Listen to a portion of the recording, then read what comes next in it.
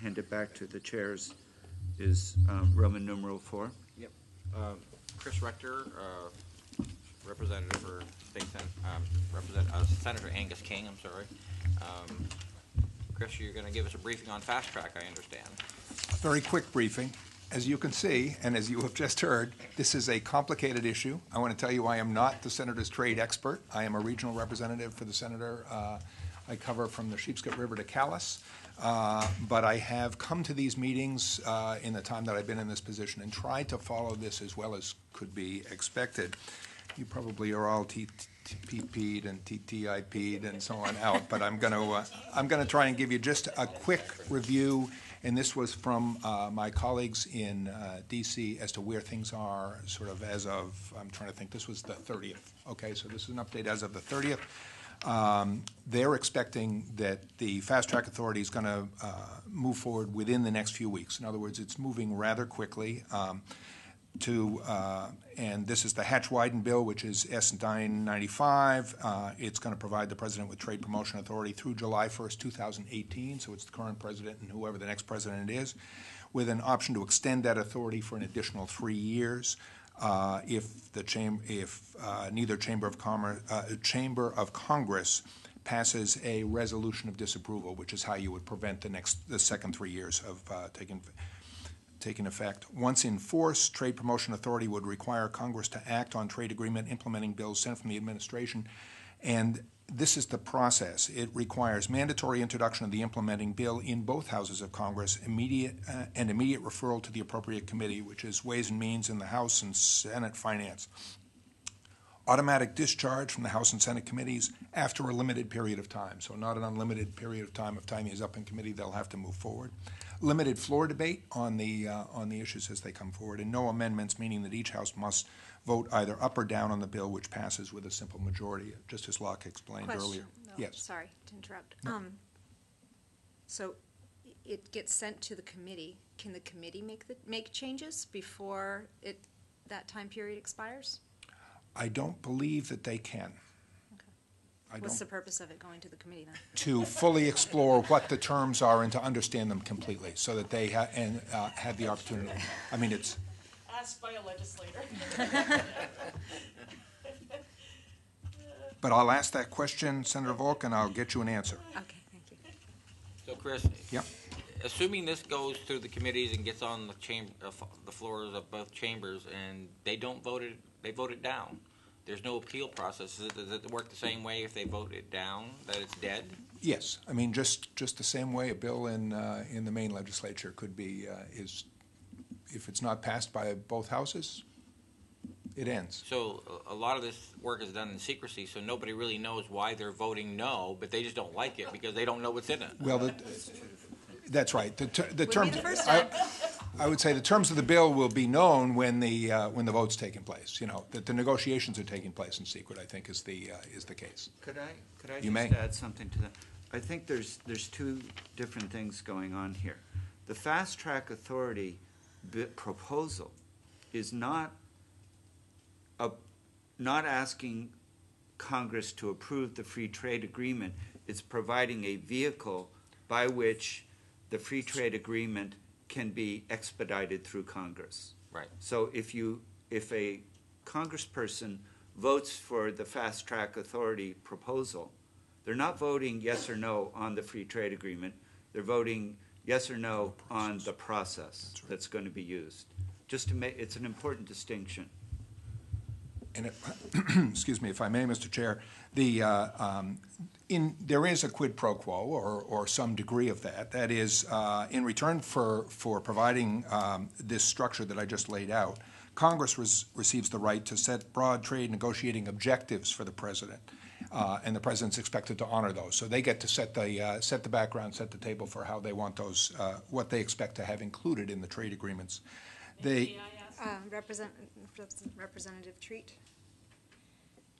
I was gonna follow on Senator Volk's excellent question. What's the point of the committee? So, how would a trade objective work in the case of the TPP, which has already been negotiated?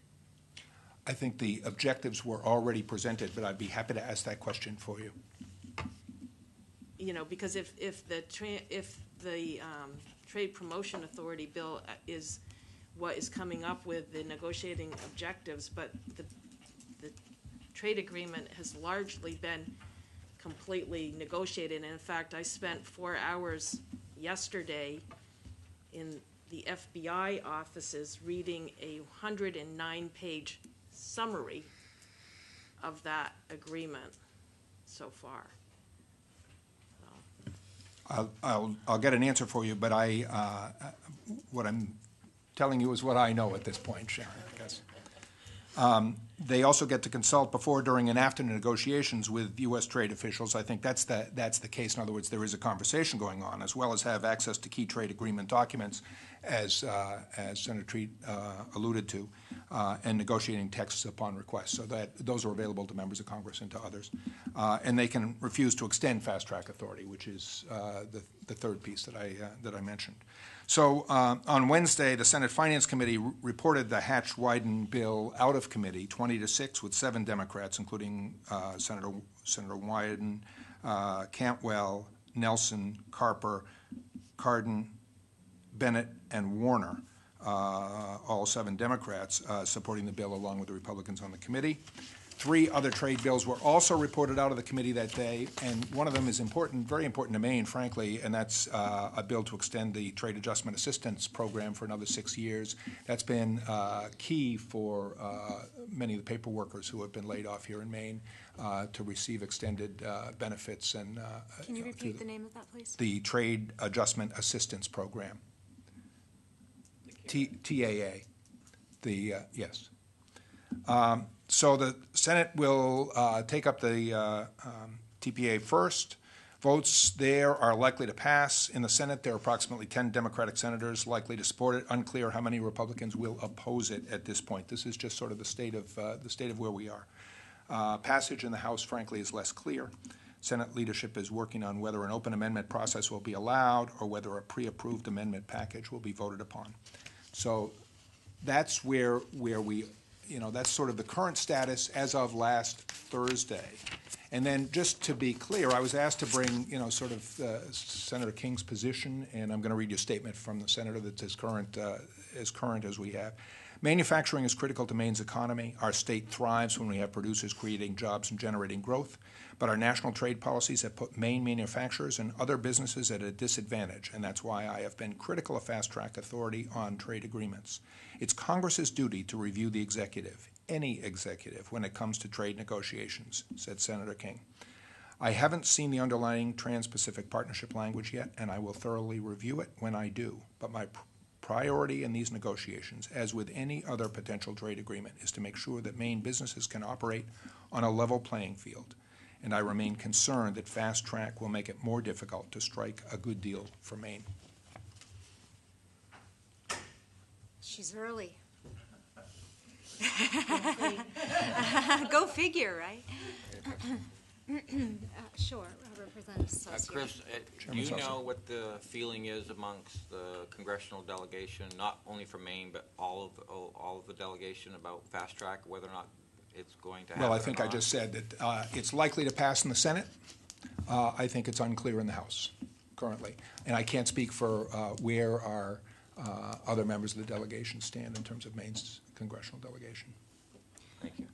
So would it be fair to say, I just want to make sure that I'm understanding you correctly, Senator King is somewhat skeptical? Somewhat skeptical, I think, at this point. If I could simply add to this, I found a good article in the New York Times that reports on what Chris is saying to you in written form on page 52. And it's basically an article about the compromise FastTrack agreement that was reached. So it's there for your reading. What date is that? This day from the New York Times was April 16th. And it will be posted on our website with this whole packet, so it will be available. Thank you. Oh, I'm sorry. I think that the commission members might be interested in the role that Senator King and others of the congressional delegation have taken in working with the USTR over concerns about Canadian subsidies. Maybe you could.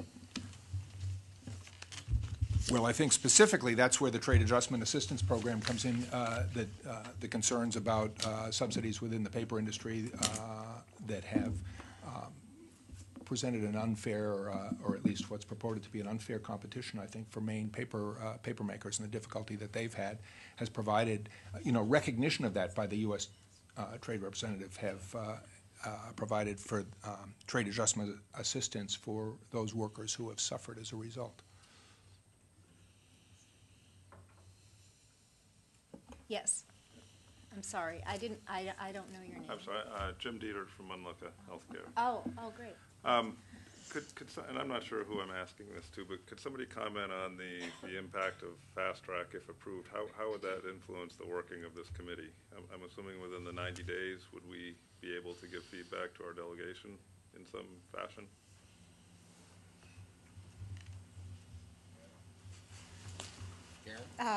Looks as though Sharon Treat has a reply to that. Well, I don't know, it's really up to the commission. Twice, I think that there's been 3 different resolutions passed through the Maine legislature. One as early as 2007, I think, and then one in the last legislative session and one in the 2010-2011 legislative session. They were all unanimous that opposed FastTrack and took a position. And I know that in the case of the last 2, the proposed language of those resolutions did come to the commission, or originated from the commission, and then it was sent to the floor of the House and Senate. It's really up to the commission if the commission wants to take a position in any way, whether by writing a letter or by promoting a resolution. Obviously, the time frame is a short one, especially because I heard it's possible that this goes to the U.S. Senate this week initially. Maybe it's being delayed. I heard there's some machinations going on now, which is not unlikely, but but it's really, that's really up to us to decide. Senator Volk. Yes. Sorry, look. And I probably didn't phrase my question well. My question is more, if FastTrack is approved, what would that mean for the working of this committee to give feedback to the delegation? Within that 90-day period, would we have time to see something and comment on it, or would we basically be excluded from the process? Well, I would sort of follow up on what Sharon has said, that I think the main effect of the FastTrack proposal on this commission is a compressed time frame in which you have to take action or not. And again, it's important to delineate the 2 issues that are here. One is approval up or down of the FastTrack proposal. And then after that, then there's the separate consideration of approving or not approving the TPP. So there's 2 different issues and 2 different opportunities for the commission to participate, however you think is appropriate. Representative Treat? And if I could just add to that, I mean, these other agreements are being negotiated right now, and nothing is stopping us and has stopped the commission from weighing in on those, both with the U.S. Trade Representative, but also with our delegation and our executive and the legislature, and just letting them know, we've heard that this is what's going on, we have these concerns or those concerns, or this is how it might impact us here in Maine. We want you to know about this, or we want to have a briefing about this, we want to have a conversation. And we've had those conversations. We often send letters and they never get any kind of response, but we have weighed in long before the agreements are finalized.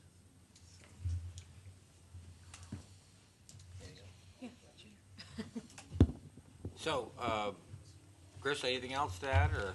No, and I would say, like any piece of legislation for those legislators here, you don't know what it is until you get a chance to see what's presented before you. And I think that's one of the challenges we face right now, is that we don't know exactly what's in those agreements. Exactly. Well, thank you for the presentation. You're welcome. Chris, it was very informative. a new, Thank you. a Yes, member of the CTPC just